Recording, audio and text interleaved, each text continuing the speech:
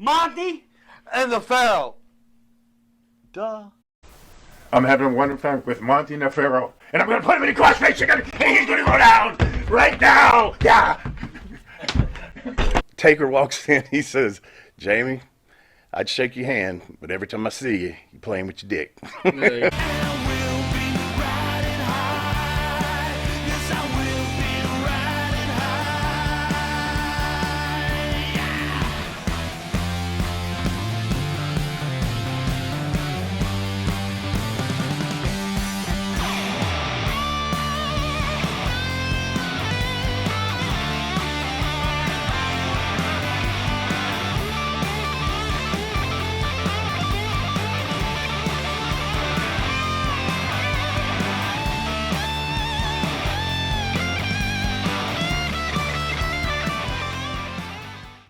Our special guest, welcome aboard, Mr. Wolfie D. How are you, sir? Man, thank you guys for having me, man. It's my pleasure to be here. It's our honor to have you, sir. Oh, for sure. thank you. But obviously, for the fans, we realize that your other half is in here, and neither is his father. Well, he gets a pass. Bill gets a pass. Why does the father get a pass? Because Bill is in bad health. Bill has superstar Bill Dundee. Yes, Bill has. He's dealing with dementia and things like that. He has a person like he was unable to get on the plane by himself, and the person that travels with him and does some of the booking for him and things like that is evidently having heart troubles. Was in the hospital, so Bill gets a pass. Jamie, however, JC Ice, Jamie Dundee, does not get a pass with me, and in the past, I don't know, 12 hours, I've decided that this is why we broke up, this kind of stuff right here, man. He's a selfish, unprofessional, to be quite frank about it. You heard it here. I've really washed my hands with him at this point because I also just found out probably about an hour ago from Dangerous Doug Gilbert. He actually talked to Jamie. Jamie hasn't answered Eric's calls, my calls for about the past 24 hours, and he talked to Doug today. He knows what he's doing. He knows we're trying to get in touch with him.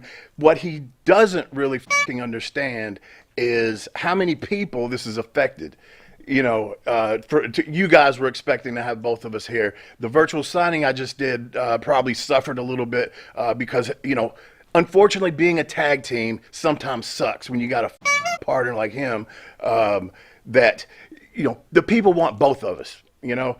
I didn't get over just by being Wolfie D. Although I was the creator of the gimmick, I wrote all the raps, the Nation of Domination rap. I did all that. And they still want the two and not just the one. But I'm telling you, this one made the team and carried us along, and to this day, am still the business professional. I'm not sitting here trying to put myself over, but I'm really pissed off at him that he's so many people Would today. it be fair, though? I mean, and I'm saying this respectfully. Yeah. During your professional career with him, you were the Genetti, right? Is that a fair comment? And you allowed yourself to be the Genetti? I don't think so. I don't think, not to that degree.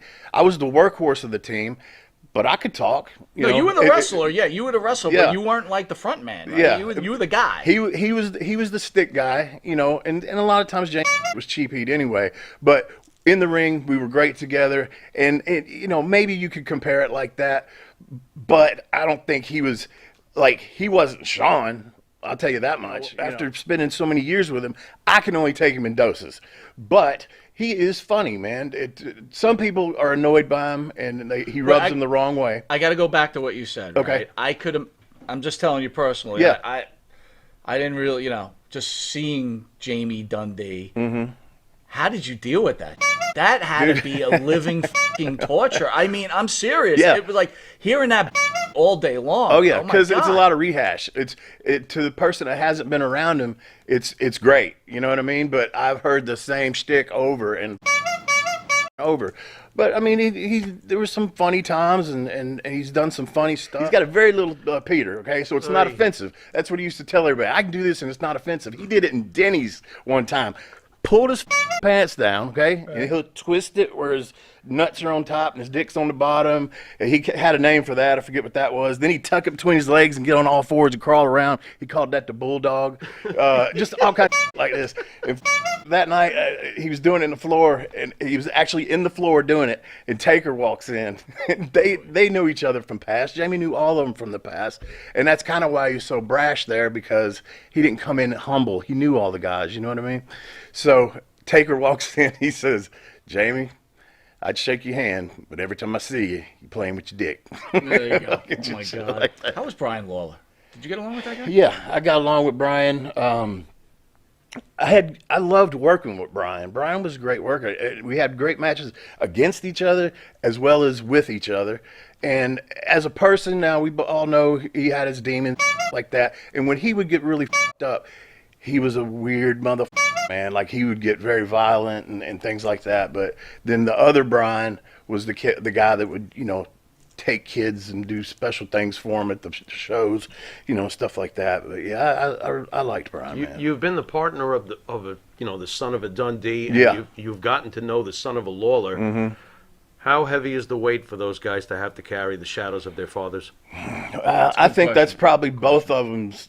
That was their downfall. Was that, And Bill Jamie would tell me stories. He was never around, first of all, because that was in his heyday. He was never around, and when he was, wasn't a father to him.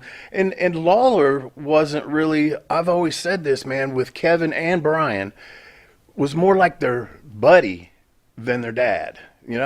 At Brian's funeral, though, I saw a whole different side of Jerry. He broke down, cried. That's the first time I'd ever seen Jerry show any kind of emotion like that and things like that. But yeah, man, Bill used to, slap Jamie, but Jamie would steal from him. He'd steal his gimmick money and like go to the arcade. And one time, Bill tracked him down at the arcade and spun him around and slapped him right there at the arcade. So I mean, it's got to be heavy. It really does. I want to go back to Brian now. Okay. What are your thoughts on what happened that night in that cell?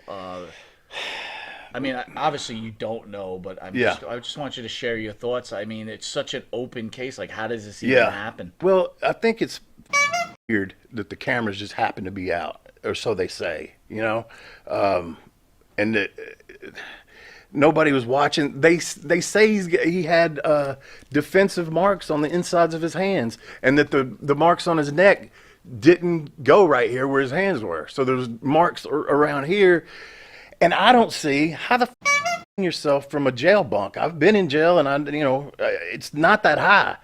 How the do you hang yourself from that unless you just kick your feet out and kind of slump down? And I don't. Right. It doesn't make sense to me, man. And I think Brian liked Brian too much to do something like that. But at the same time, you never know what state of mind he was in. I know that he had.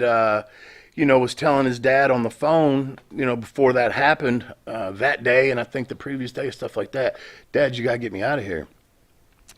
These motherfuckers are corrupt, and this sheriff don't fucking like me, and blah, blah, blah, blah, blah. So, I mean, if I was just a guessing man, I think something shady happened. It's messed up to think that that's still possible in today's...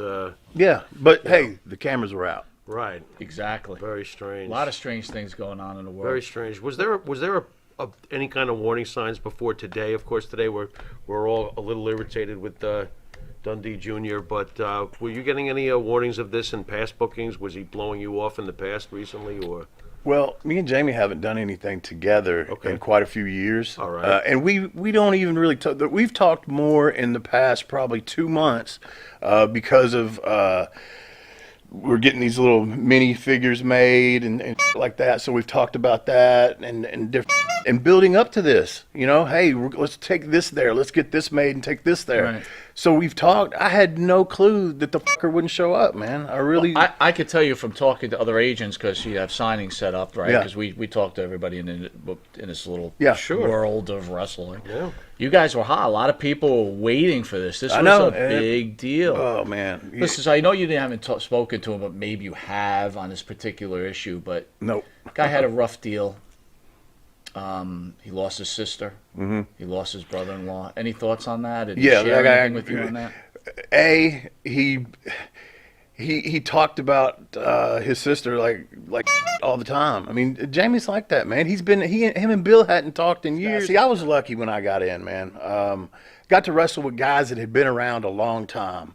Pez Watley, Chris Champion took me under his wing. OVW's creator, Danny Davis. I wrestled him every single fucking night when I started USWA. Usually we do a single. Jamie would work Ken Wayne in a single, then we come back in a tag later, stuff like that. Danny Davis taught me how to work. I got to work with some of the best, man. Tommy Rich and Doug Gilbert and, just all these people, man. And these guys today, they don't have that. They have each other, So it's like, it's the blind leading the blind. Can they do more than I could ever do? Absolutely. They're great athletes, but it's just the storytelling is not there. Nobody can throw a punch anymore, and it's all forearms. And to me, that drives me crazy because I guess being a Memphis guy, it's all about the brawl, man. That's how we drew money there, was we brawled. We also did wrestling moves, but we brawled a lot of punches. If you came from Memphis, you had to be able to throw a punch or you wasn't getting over. But nobody sells anything. It's like a video game, and everybody looks alike. That's another thing I can't stand. Like, the gimmicks are so few and far between. And I'm a gimmick guy, man. Look at my, I came up with the PG-13. I came up with Slash. I've always liked the gimmicks. My favorite wrestlers were the gimmick guys. So I think that's what it's missing too. Is you got to have some, because to me wrestling is live action superheroes, right? Mm-hmm. And I also think that what's happened now, UFC starts getting over. All these guys are marks for UFC, so they want to emulate. So-and-so, they throw these kicks and they don't even go down. Well, that's UFC, and people know that's a fucking shoot. If I want to watch wrestling, I want to be fucking entertained. The guys that get over can talk, and they don't even really have to do that many moves, man. I call it putting sauce on it. Think about it. Dusty Rhodes, elbow, okay? Somebody goes out there, just does an elbow, okay. But he put all that into it, and the motherfucker would fly. So it's about the show to me. So on that note, Hulk Hogan, Kenny Omega, who are you watching? Hulk Hogan. Thank you.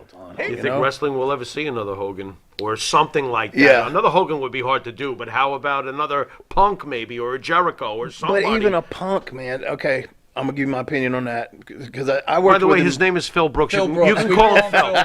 Oh no, Phil here. we got Punk fans. Yeah. No, not him. No. Me. It's a long-running joke. Well, let me say this: when he came into TNA, when I was Slash, he was with Raven, him and Julio De Niro working us. I honestly, I thought, okay, I mean, the kid's decent. He's solid. Are you baffled by his popularity? I mean, in a way, I am. But here's the thing. I never really watched his WWE run. Right. I never really watched it. Fantastic. They say he's good on the mic and all that kind of stuff. Yeah. And here's my thoughts on the current deal. I did watch, because there was so much hoopla about it, I did watch his entrance when he returned. It was great. But now what? AEW does not have that guy. They're popular with a lot of the internet people, but they are never going to get mainstream. And to get, when I say mainstream, there's wrestling fans that are going to watch and bitch and moan and groan regardless, okay? And they're going to like some stuff, but mostly they hate stuff now. Right. But they continue to watch it. Yep. They don't have, Punk's not that guy that is going to take it to that level to where the, my girlfriend's grandmother is going to watch wrestling. Right. But when you had Hulk Hogan come into wrestling, Grandma was watching. Was in the room. People that normally would not watch wrestling were watching it. Yep. Same with Stone Cold. Same with The Rock. Nobody that I see, and it's not a knock on none of them, but it's that X factor. You can't teach it. You have to just have it, and it has to be also right dude at the right time, in my opinion. And they just don't have that. How about Cena, the last truly great superstar?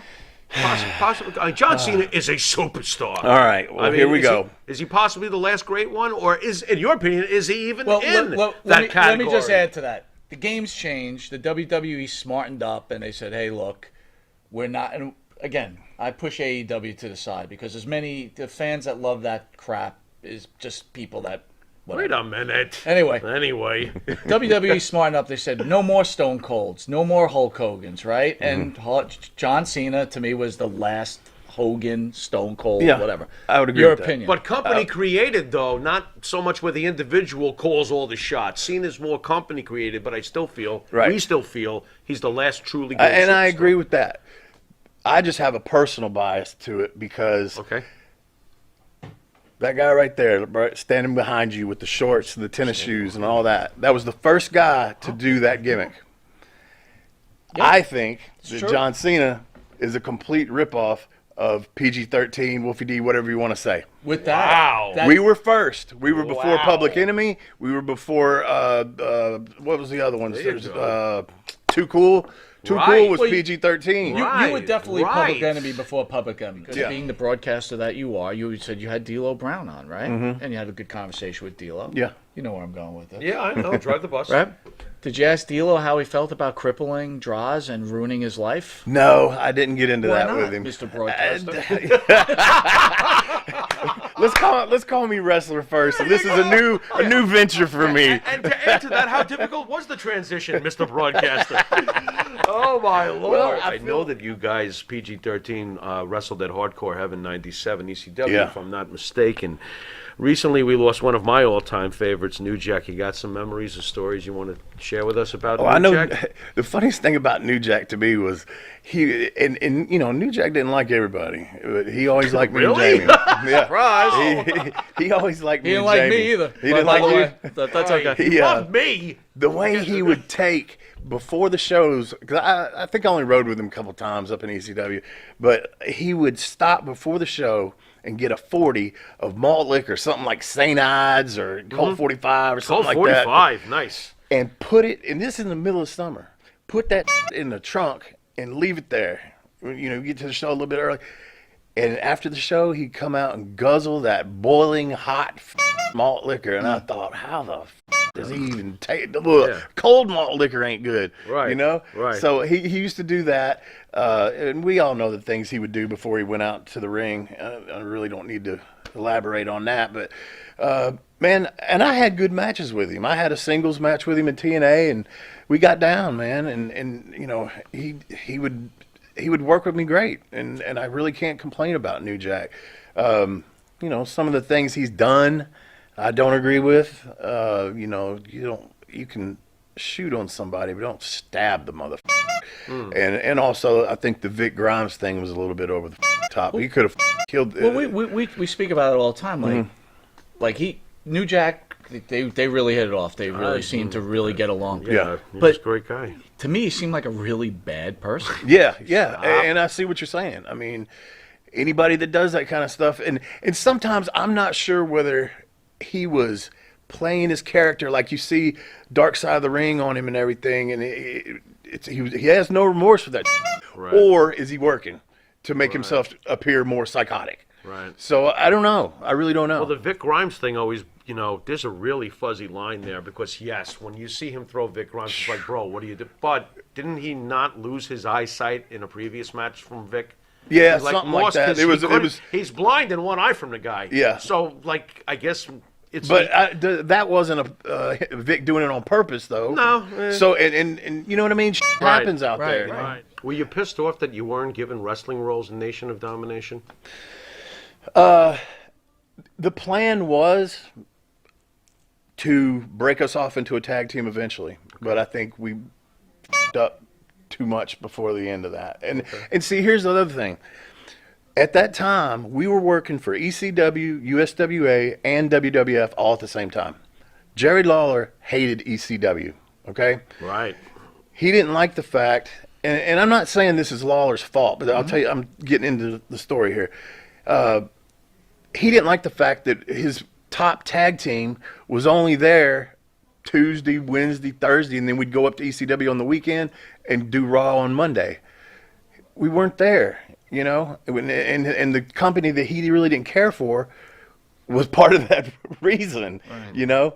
So Candido was the one that got us up there, and he came to us the night it was WrestleMania Then that Monday night is when they put us in the ring with the Road Warriors to do the squash, and they were firing us. And we knew Candido came to us and said, man, Lawler's the one doing this, blah, blah, blah, blah, blah, blah, blah. And I don't know if Candido was lying or not, but I confronted Lawler about it. Pretty intensely confronted him about it. And he denied all of it. Well, anyway, me and Jamie were very cool. I just want to go quickly through that. Yeah. You confront him. You say, hey, man, what the f*** are you doing here? Yeah. Plus, again, it's Jamie's father, who's pretty, I guess, good friends with Lawler, right? Yeah. They worked such a long time love together. hate sometimes. So what does he say to you then? I Can't help you? He denied that he had anything to do with the reason we were being let go. But didn't he say, okay, let me see what I can do with the office? No. And it might have had something to do with the way that I came at him, right. But he just, that never happened. And so anyway, me and Jamie were very cool with Hawk and Animal. And we went to them and we said, guys, this is, who hasn't done a job for the Road Warriors? Those are my heroes. I did not give a It's the fact that I knew the reason why they were doing this, and it was going to hurt us as being an ECW, because we figured, okay, we'll just leave here and go work for Paul E all the time.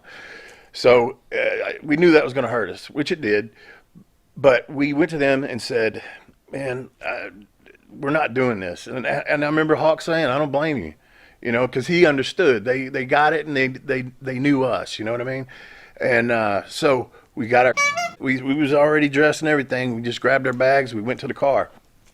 Here comes Shawn Michaels and Jim Ross running out to the car, literally, or Shawn was. And they sat there and they're like, please come in and do business with us, please. We're like, no, this is.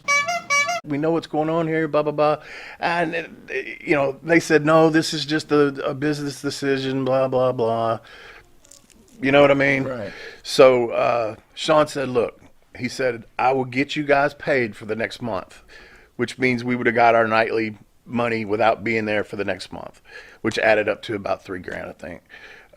So, we were like, okay, yeah, for you, because Shawn was actually pretty cool with us too. So we went back in and we did what I think was a great, because they even gave us a little bit. Hawk's like, hey, you pile drive me. Well, pile drive you? He's like, yeah, I'm just going to no-sell it and you'll do your thing and blah, blah, blah. And they knew we was going to bump good for them, and we did. And Jamie got his little karate in, and which was a great spot. And we went in and did what I think was probably one of the best squash jobs that you can do, and keep yourself looking good at the same time. But then when we left, we go to ECW, every night we were getting LOD, LOD, which actually, excuse me, I think kind of helped us. When Shawn and JR came out there, I will not try to hide it. I've said it before. I cried. Yeah. I did, man. Dude, you're talking about, I told you 15 years old. I get in the wrestling business, my dream. I quit school. I quit high school to go start wrestling. And, I got a GED since then, but that's neither here nor there. But I was emotionally hurt, and because, like I said, we partied, but so did everybody fucking else at that time. Right. So I know it wasn't all because of that. It had to have something to do with what I said about working the 3 different companies. A lot of people can't really say that, that they were working for those 3 companies all at the same time. How about memories of the Dudley Boys? We only worked them.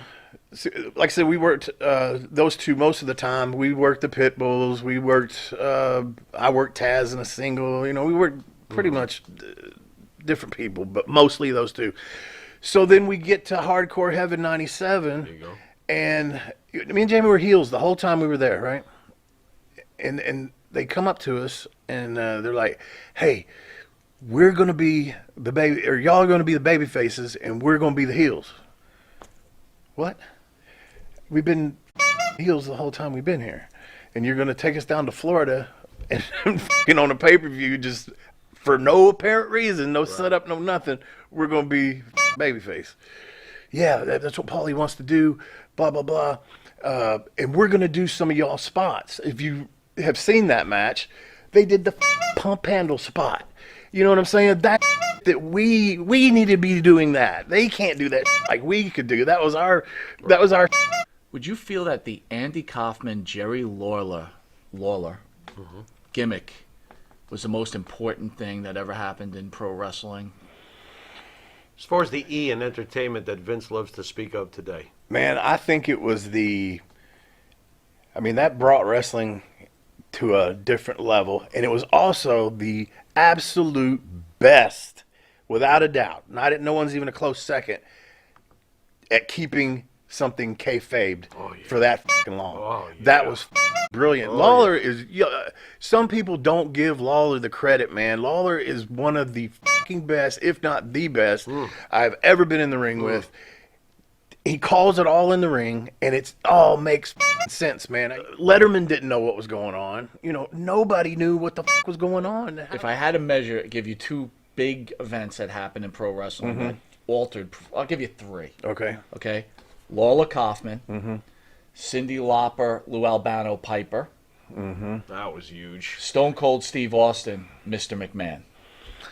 I mean, you got to go with Stone Cold and McMahon, because that was what started the wars and all that kind of stuff, and that was just a great time in wrestling.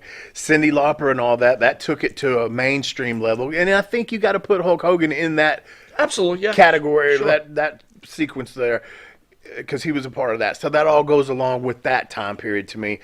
But for a guy from the Memphis territory to get into it with the guy from Taxi, and it go on to David Letterman and all that kind of stuff, and it was absolutely the most believable of those three you just gave me, and everybody thought it was real. And to me, that makes it that much more important that they were able to kayfabe it and make everybody believe.